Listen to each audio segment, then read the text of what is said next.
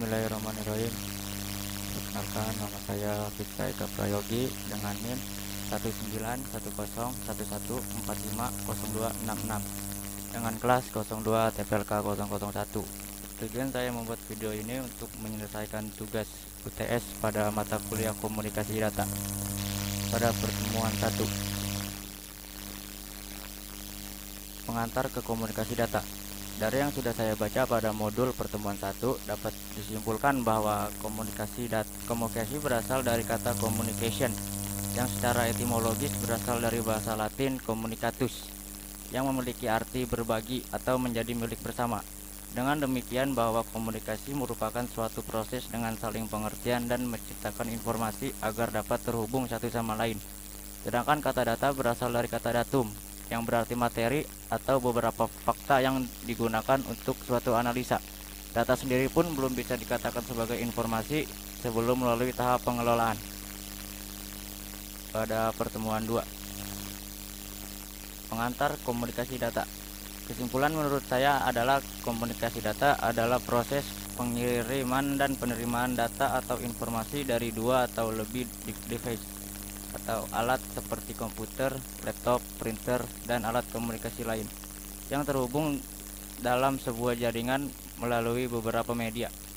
Komunikasi data memiliki beberapa tujuan, diantaranya yaitu memungkinkan pengiriman data dalam jumlah besar efisien tanpa kesalahan dan ekonomis dari suatu tempat ke tempat yang lain, memungkinkan penggunaan sistem komputer dan peralatan pendukung dari jarak jauh seperti remote dan komputer use, memungkinkan penggunaan komputer secara terpusat maupun secara tersebar sehingga mendukung manajemen dalam hal kontrol, baik desentralisasi ataupun sentralisasi, mempermudah kemungkinan pengelolaan dan pengaturan data yang ada dalam berbagai macam sistem komputer, dan mengurangi waktu untuk pengelolaan data, mendapatkan data langsung dari sumbernya, dan mempercepat penyebarluasan informasi.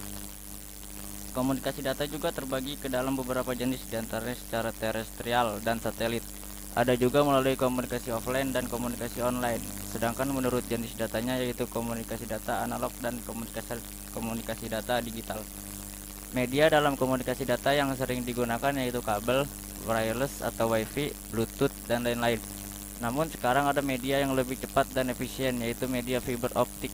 Dengan media ini proses transmisi data lebih cepat dan lebih efisien dibanding menggunakan komunikasi data yang lain. Adapun manfaat komunikasi data diantaranya yaitu memungkinkan pengiriman data dalam jumlah besar secara efisien tanpa kesalahan dan ekonomis dari suatu tempat ke tempat yang lain, memungkinkan penggunaan sistem komputer dan peralatan pendukung dari jarak jauh seperti remote computer use. Datanya seperti yang Bapak lakukan pada saat mengajar di kelas, yaitu tanpa menggunakan kabel interface, dapat langsung menghubungkan antara proyektor dengan laptop yang kita gunakan.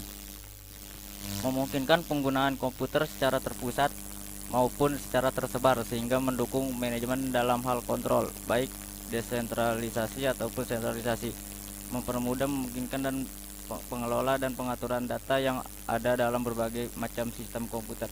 Mengurangi waktu untuk pengelolaan data, mendapatkan data langsung dari sumbernya, dan mempercepat perluasan informasi. Pada pertemuan 3, gangguan pada saluran transmisi. Kesimpulan menurut saya adalah media transmisi merupakan media yang menghubungkan antara pengirim dan penerima informasi atau data. Karena jaraknya yang jauh, maka data diubah terlebih dahulu menjadi kode atau sinyal.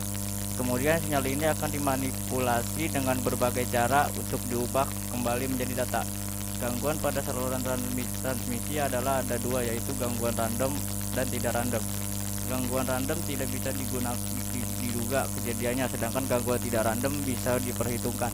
Lalu ada beberapa metode untuk mengetahui adanya suatu kesalahan, yaitu metode ECO, metode deteksi error otomatis, dan timing check. Pada pertemuan 4, media transmisi kabel.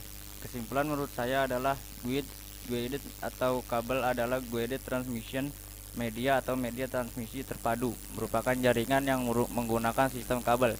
Unguided transmission media atau media transmisi tidak terpadu, merupakan jaringan yang menggunakan sistem gelombang.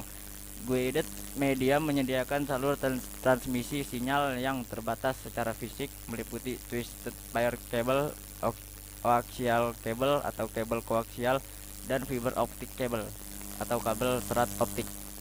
Media transmisi adalah media yang menghubungkan antara pengirim dan penerima informasi data secara jarak yang jauh. Maka data terlebih dahulu diubah menjadi kode atau isyarat, dan isyarat inilah yang akan memanipulasi dengan berbagai macam cara untuk diubah kembali menjadi data. Media transmisi terbagi menjadi dua kategori besar, yaitu media bersifat fisik dan bersifat non fisik. Pada pertemuan 5, media transmisi nirkabel. Kesimpulan menurut saya adalah media terarah dapat mengirimkan gelombang elektromagnetik tanpa menggunakan konduktor fisik seperti kabel optik atau serat optik. Contoh sederhananya adalah gelombang radio, seperti gelombang mikro, ponsel nirkabel, dan lain-lain. Media transmisi terbagi menjadi dua kategori besar, yaitu bersifat fisik, wired, dan yang bersifat non-fisik, wireless. Unguided transmission media atau juga media transmisi tidak terpadu adalah suatu jaringan yang menggunakan suatu sistem gelombang. Pada pertemuan encoding. Kesimpulan menurut saya adalah encoding adalah proses untuk mengubah sinyal ke dalam bentuk yang optimasi untuk keperluan komunikasi data dan penyimpanan data. Kedua hal inilah yang saling mendukung untuk mengubah bentuk sinyal sehingga bisa disalurkan dari pengirim ke penerima. Dalam model transaksi komunikasi, peran pengirim dan penerima sangat berbeda dengan model lainnya. Komunitas dalam pertemuan pertukaran tidak membeli peserta sebagai pengirim dan penerima, tetapi disebut komunikator. Berbeda dengan model interaktif, peserta menunjukkan bahwa peserta mengubah lokasi pengirim dan penerima. Model transaksi menunjukkan bahwa Anda adalah pengirim dan penerima. Pertemuan 7, modulasi. Kesimpulan menurut saya adalah modulasi adalah proses perubahan atau varying suatu gelombang periodik sehingga menjadikan suatu sinyal mampu membawa suatu informasi. Dengan proses modulasi, suatu informasi biasanya berfrekuensi rendah bisa dimasukkan ke dalam suatu gelombang pembawa, biasanya berupa gelombang sinus berfrekuensi tinggi. Terdapat 3 parameter kunci pada suatu gelombang sinusoidal, yaitu amplitudo, fase, dan frekuensi. Ketiga parameter tersebut dapat dimodifikasi sesuai dengan sinyal informasi atau berfrekuensi rendah untuk membentuk sinyal yang termodulasi. Jenis modulasi dapat dikelompokkan berdasarkan sinyal informasi akan dikirimnya, yaitu sinyal analog dan sinyal digital. Berdasarkan jenis sinyal informasi tersebut, maka modulasi dapat dibagi menjadi 2 jenis, yaitu modulasi analog dan modulasi digital. Terima kasih, mungkin itu aja, sekian dari saya. Kurang lebihnya mohon dimaafkan. Wassalamualaikum warahmatullahi wabarakatuh.